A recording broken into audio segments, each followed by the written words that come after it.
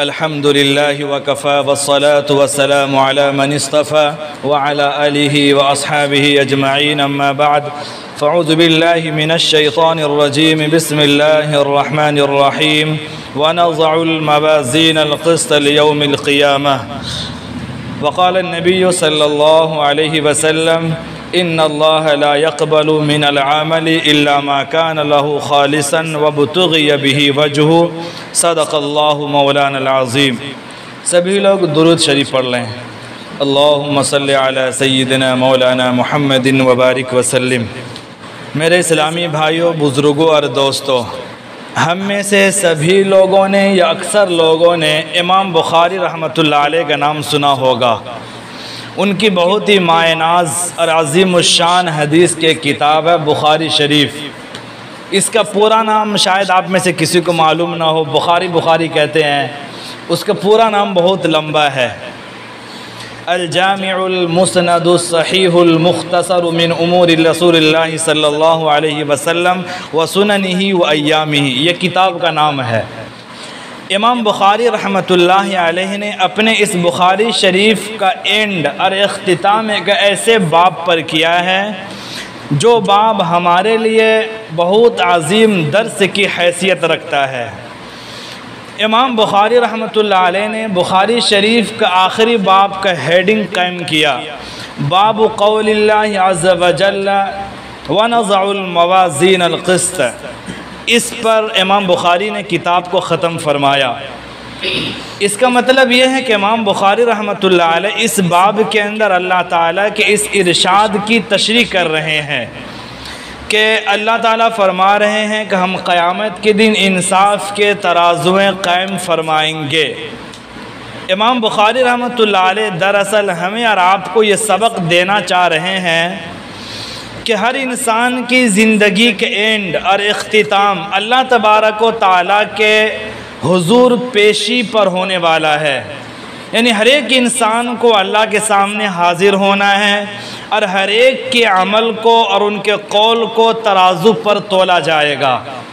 ہم میں سے ہر ایک انسان کو اس کی فکر ہونی چاہیے کہ ہم جو عمل ساتھ لے کر کے جا رہے ہیں اس میں اتنی جان ہو کہ جب اللہ تعالیٰ کے ترازوئے میدان حشر میں قائم ہو تو ہمارا عمل اس میں باوزن ہو سکے۔ اللہ تعالیٰ کے ارشاد ہیں وَأَمَّا مَنْ ثَقُلَتْ مَوَازِينُهُ فَهُوَ فِي عِيشَةٍ رَاضِيَةٍ، جس کے عمل کا پلڑا یعنی نیک اعمال کا پلڑا قیامت کے دن ترازو میں بھاری ہوگا تو وہی لوگ کامیاب ہوں گے۔ وَأَمَّا مَنْ خَفَّتْ مَوَازِينُهُ، اور جس کے نیک اعمال کا پلڑا ہلکا ہو جائے گا تو یہی لوگ اصل میں ناکام ہے۔ ہم میں سے ہر ایک شخص کو یہ فکر کرنی چاہیے کہ ہم جو عمل کر رہے ہیں وہ عمل باوزن ہے کہ نہیں ہے، یعنی ہر عمل اس قابل ہونا چاہیے کہ اللہ کے ترازو میں اس کو وزن کیا جائے۔ یہاں پر رک کر کے ایک سوال آئے گا کہ ہمارے اعمال میں وزن کس طرح پیدا ہوگا، یعنی ہم عمل کس طرح کریں گے تو عمل میں وزن ہوگا اور عمل میں جان آئے گی۔ اسی کے تعلق سے آج میں آپ کے سامنے بات کرنے جا رہا ہوں اور یہ بہت ہی اہم ٹاپک ہے۔ اس کو غور سے سننا ہے اور صحیح طریقے سے سمجھنا ہے، سننا بھی ہے اور صحیح طریقے سے سمجھنا بھی ہے۔ قرآن و حدیث اور قرآن و سنت کی تعلیمات سے یہ معلوم ہوتا ہے کہ عمل میں وزن پیدا کرنے والی دو بنیادی شرطیں ہیں۔ وہ دونوں شرطیں ہوں گی عمل میں تو عمل میں وزن ہوگا، ان میں سے کوئی ایک بھی ختم ہو جائے تو عمل میں وزن نہیں ہوگا۔ ایک ہے صدق اور دوسری ہے اخلاص۔ اگر عمل میں صدق ہے اخلاص نہیں تو بھی وزن نہیں ہوگا، عمل میں اخلاص ہے صدق نہیں تو بھی عمل میں وزن نہیں ہوگا۔ بیک وقت دونوں کا پایا جانا ہر عمل کے اندر ضروری ہے۔ اب ذرا سی وضاحت میں آئیے، صدق کے کیا معنی ہیں؟ ہم جو عمل کرنے جا رہے ہیں وہ عمل اللہ اور اس کے رسول کے بتائے ہوئے طریقے کے مطابق ہو، نہ طریقے سے ہٹ کر کے ہو نہ طریقہ ایجاد کیا ہوا ہو۔ اگر کسی عمل میں کوئی عمل رسول اللہ کی سنت کے مطابق کیا جا رہا ہے تو اب ہم کہیں گے اس عمل میں صدق ہے۔ جہاں عمل میں صدق ہو اور اخلاص نہ ہو تو عمل پر کوئی ثواب نہیں، اور عمل میں اخلاص اعلیٰ درجے کا ہو، صدق نہ ہو تو بھی عمل پر کوئی ثواب نہیں۔ آپ جائزہ لے لیجیے اپنی موجودہ زندگی کا، بہت سارے ایسے مشرکین اور کافرین ہیں جو اس اعتبار سے مخلص نظر آئیں گے کہ وہ اللہ کی رضا چاہتے ہیں، لیکن طریقہ وہ اختیار کیا ہے جو اللہ کی نبی نے بتایا نہیں ہے، اپنی عقل سے ایک طریقہ ایجاد کیا، اس پر چل پڑے اور اس گمان میں ہے کہ اللہ تعالیٰ تک ہمیں یہ طریقہ پہنچا دے گا۔ آج بھی آپ چلے جائیں گنگا ندی کے کنارے، کتنی ہندو پنڈتیں آپ کو ایسے ملیں گے، کوئی ایک ایک پیر پر سالوں سال کھڑا ہے، کوئی دونوں ہاتھوں کو ہواؤں میں سالوں سال بلند کر رکھا ہے، کوئی ایسا آدمی ملے گا جو گھنٹوں اپنے سانسوں کو روک رکھا ہے اور عجیب و غریب مجاہدات کر رہے ہیں، اور سب اس گمان میں کر رہے ہیں کہ یہ طریقہ میرے مالک تک، میرے خالق تک پہنچا دے گا۔ تو اس اعتبار سے مخلص ہے، کیوں؟ نیت یہ ہے کہ اللہ تک ہمیں پہنچنا ہے، اپنے ایشور تک، بھگوان تک پہنچنا ہے، لیکن طریقہ وہ اختیار کیا ہے جو نبی نے نہیں بتایا، اپنی عقل سے ایک طریقہ ایجاد کیا، اس پر چل پڑے۔ عمل میں وزن اس وقت ہوگا جب عمل میں صدق پایا جائے، یعنی طریقہ بھی درست ہو۔ آج کل بہت سارے ایجوکیٹڈ لوگ، اسکول، کالج اور یونیورسٹیوں سے تعلیم حاصل کرنے والے لوگ اگر توفیق مل جائے تو نماز وغیرہ پڑھنا شروع کر دیں۔ اب اگر اس کو بتایا جائے کہ آپ جو نماز پڑھ رہے ہیں یہ طریقہ صحیح نہیں ہے، سنت کے خلاف ہے، تو وہ کہے گا اللہ تعالیٰ دلوں کو جاننے والا ہے، ارادے کو دیکھتا ہے، نیت کو دیکھتا ہے، طریقہ کون دیکھنے گیا۔ بعض ایسے ہیں اسے آپ بتائیں گے کہ آپ کا یہ عمل سنت کے مطابق نہیں ہے، تو وہ کہے گا انما الاعمال بالنیات، عمل کے دار و مدار نیتوں سے ہے۔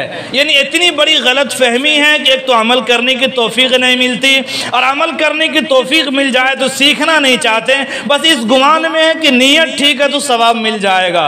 نہیں جناب، صرف نیت کے ٹھیک ہونے سے ثواب نہیں ملے گا، نیت کی درستگی کے ساتھ طریقہ بھی درست ہونا چاہیے، تو اس عمل پر آپ کو ثواب ملے گا۔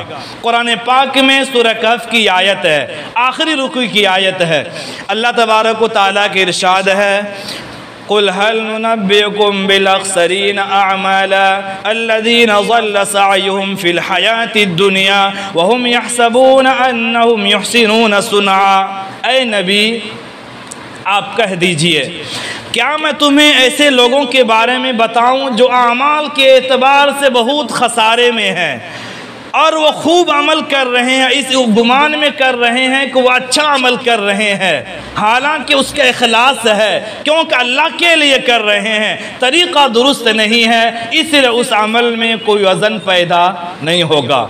تو اللہ نے کن لوگوں کو خسارے کے اعتبار سے کہا؟ سب سے زیادہ خسارے میں ہے وہ جو 30 سال سے نمازیں پڑھ رہے ہیں، 40 سال سے پڑھ رہے ہیں، لیکن سیکھ کے نہیں پڑھ رہے ہیں، جو دل میں آ رہا ہے وہ کر رہے ہیں، اور یہ سوچ رہے ہیں کہ میں تو 40 سال سے نمازیں پڑھ رہا ہوں۔ جب خدا کے بارگاہ میں آپ جائیں گے، آپ کا رجسٹر کھولا جائے گا، نماز کے باب میں سب غیر حاضری لکھی ہوئی ہوگی، آپ کہیں گے یا اللہ میں نے 40 سال نمازیں پڑھی، 40 سال میں نے سجدے کیے، اللہ کہیں گے ہاں تمہاری نیت ٹھیک تھی لیکن طریقہ میرے محبوب کا نہیں تھا۔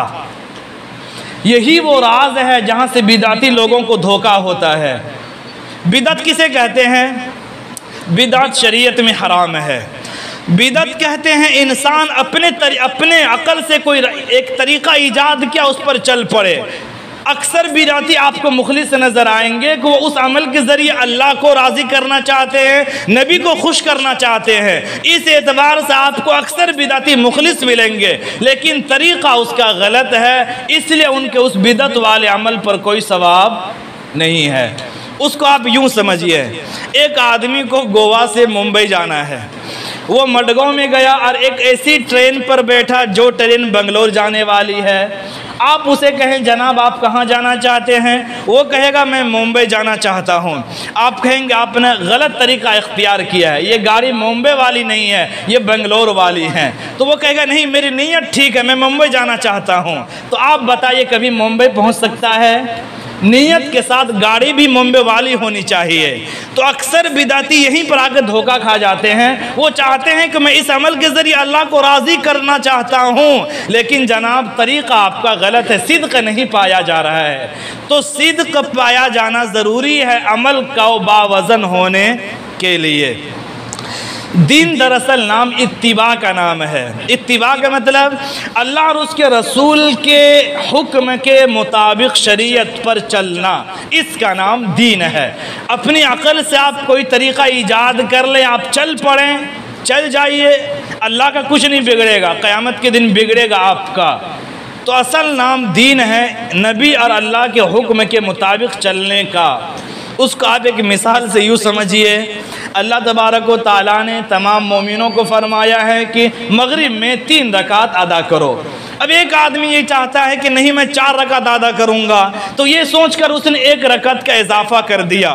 تو 1 رکعت کا اضافہ کیا، کوئی چوری نہیں کی، ڈاکہ نہیں ڈالا، بدکاری نہیں کی، اس نے اس ارادے سے کیا کہ 1 رکعت اضافہ کروں گا تو قرات میں اضافہ ہو جائے گا، قرآن زیادہ پڑھنے پر ثواب بڑھ جائے گا، 1 رکوع زیادہ ہوگا ثواب اس کے اعتبار سے زیادہ ہوگا، 2 سجدے بڑھ جائیں گے تو ثواب زیادہ ہو جائیں گے۔ یہ سوچ کر اگر کوئی بندہ مغرب میں 3 کے بجائے 4 رکعت پڑھ دے تو آپ بتائیے کیا اس کا فرض زیادہ ہو جائے گا؟ نہیں ہوگا۔ بھائی کیوں نہیں ہوگا؟ اتنے تو ارادہ تو اچھا کیا تھا، اللہ کو راضی کرنا، 1 رکعت بڑھا دوں گا۔ جی ہاں، ارادہ آپ کا ٹھیک ہے، لیکن طریقہ نبی سے ہٹ کر ہے، اس لیے وہ عمل قابل قبول۔ یہ بہت راز کی بات میں آپ کو بتلا رہا ہوں۔ ہمارے اکثر مسلمان دھوکے میں پڑے رہتے ہیں کہ اللہ دلوں کو حال جاننے والا ہے۔ وہ تو جاننے والا ہے اللہ، اس سے تو دنیا کی کوئی چیز پوشیدہ نہیں ہے۔ آپ اپنی خیر منائیے کہ آپ اپنے لیے کیا لے کر کے جا رہے ہیں۔ تو کسی بھی عمل پر اس وقت ثواب ملے گا جب اس میں 1 نمبر 1 صدق پایا جائے۔ اگر صدق نہیں ہے تو اخلاص آپ کو اعلیٰ درجے کا ہو، اس عمل پر اللہ کے یہاں کوئی ثواب نہیں ہے۔ اتنی بات سمجھ گئے؟ صدق یعنی نبی کا بتایا ہوا طریقہ۔ اگر آپ بدعت والے کام دیکھیں گے، آپ کو اکثر کام بظاہر ثواب نظر آئے گا، 30واں 10واں 40واں کرتے ہیں، کیا کرتے ہیں؟ قرآن کی تلاوت کرتے ہیں۔ آپ کہیں کہ آپ کا یہ کام غلط ہے، تو سامنے والا جواب دے گا میں کون سا گناہ کر رہا ہوں، میں تو قرآن کریم کی تلاوت ہی تو کر رہا ہوں۔ جی ہاں، آپ تلاوت تو کر رہے ہیں، لیکن طریقہ آپ نے وہ اختیار کیا جو نبی نے ہمیں بتایا نہیں ہے۔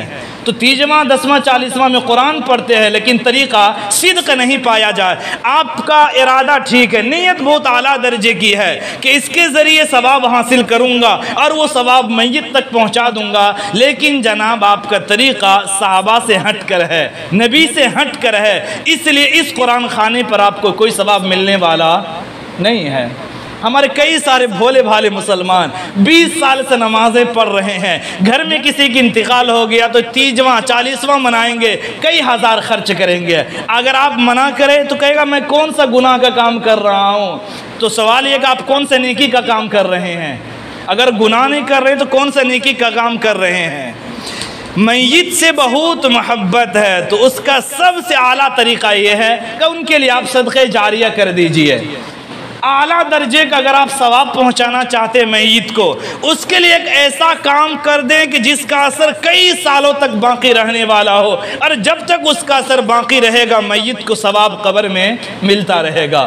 مسجد کی تعمیر کا کام چل رہا ہے، آپ جا کر کے 1 بورا سیمنٹ لگا دیں، کم سے کم 1 اینٹی لگا دیں، جب تک مسجد کھڑی رہے گی، جب تک لوگ نماز ادا کرتے رہیں گے، آپ کے میت کو قبر کے اندر ثواب پہنچتا رہے گا۔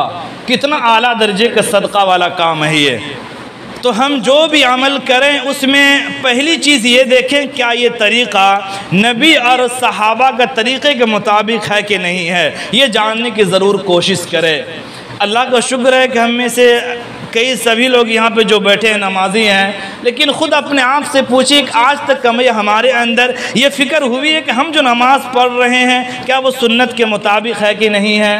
ہمارا رکوع، ہمارے سجدے، ہمارے قیام، ہماری قرات اور نماز کے اندر پڑھے جانے والے کلمات کیا وہ سب ٹھیک ہے کہ نہیں ہے؟ کتنے ایسے لوگ ہیں جس کے دلوں کے اندر آج تک کبھی خیال بھی آیا ہو؟ خیر منانی چاہیے ہم لوگوں کو اپنے، ہم کس حالت میں نماز پڑھ رہے ہیں۔ تو کسی بھی عمل پر ثواب کم ملے گا جب اس کے اندر صدق پایا جائے۔ صدق کا معنی کیا ہے؟ میں آپ کو مثال دے کر کے سمجھا دیا ہوں۔ دوسری چیز ہے اس کے اندر اخلاص بھی ہو۔ طریقہ آپ نے نبی والا اختیار کیا، طریقہ آپ نے صحابہ والا اختیار کیا، لیکن مقصد اس سے یہ ہے کہ لوگ آپ کی واہواہی کرے، لوگ آپ کی خوب تعریفیں کرے کہ جناب وہ تو بہت بڑا سخی ہے، وہ تو بہت بڑا نمازی ہے، تو اس عمل پر بھی کوئی ثواب نہیں ملے گا۔ نبی صلی اللہ علیہ وسلم نے فرمایا، نسائی شریف کی روایت ہے، ان اللہ لا يقبل من العمل الا ما كان له خالصا وابتغي به وجهه۔ اللہ تعالیٰ تمہارا صرف اسی عمل کو قبول کرے گا جس عمل کے ذریعے صرف اللہ کی رضا مقصود ہو۔ اگر کوئی آدمی نیک کام کر رہا ہے لیکن ارادہ یہ بدل گیا کہ لوگ اچھا کہیں گے تو اس عمل پر کوئی ثواب ملنے والا نہیں ہے۔ بسا اوقات تو ایسے بڑے بڑے کارنامے بھی انسانوں کے لیے ہلاکت کا سبب بن جاتا ہے۔ اور بہت ہی مشہور حدیث ہے، شہید کو بلایا جائے گا، بڑے عالم کو بلایا جائے گا، بڑے سخی کو بلایا جائے گا، اور اس لیے اس نے ذرا سا ارادہ ڈگمگ ہو گیا تھا اس کا، تینوں کے لیے جہنم کو فیصلہ کیا جائے گا۔ وہیں پر اگر آپ ذرا دیکھیں عمل کتنا ہی چھوٹا کریں آپ، لیکن اس سے ارادہ صرف یہ ہو کہ اللہ راضی ہو جائے، تو اس عمل پر بسا اوقات وہ چھوٹا سا عمل انسانوں کے لیے بخشش کا ذریعہ بن جاتا ہے۔ حکیم الامت حضرت مولانا اشرف علی تھانوی رحمۃ اللہ علیہ نے اپنے شیخ ڈاکٹر عبدالحی صاحب کی زبان سے ایک واقعہ سنا۔ انہوں نے یہ واقعہ بیان کیا کہ ڈاکٹر عبدالحی صاحب رحمۃ اللہ علیہ ایک مرتبہ بیان کر رہے تھے کہ ایک بہت بڑے عالم تھے، انہوں نے پوری زندگی حدیث کی خدمت میں لگا دی، اس کا انتقال ہو گیا۔ ان کے ساتھی میں سے کسی نے خواب میں دیکھا تو پوچھا، حضرت اللہ نے آپ کے ساتھ کیا معاملہ کیا؟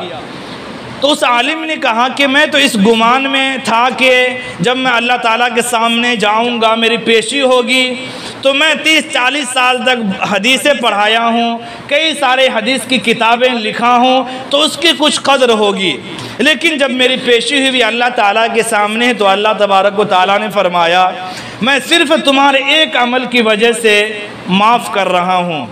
پھر اللہ تعالیٰ نے فرمایا کہ تمہارا وہ عمل تھا بہت چھوٹا سا، لیکن تمہارا اخلاص بہت اعلیٰ درجے کا تھا۔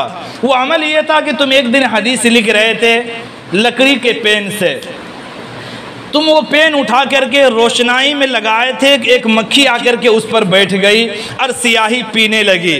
تم نے یہ سوچا کہ یہ مکھی ایک اللہ کی مخلوق ہے، اسے بہت پیاس لگی ہوئی ہے، تم نے یہ سوچ کر کے قلم کو حرکت دینے سے اپنے آپ کو روکا، وہ مکھی اپنی پیاس بجھا کر کے اڑ گئی۔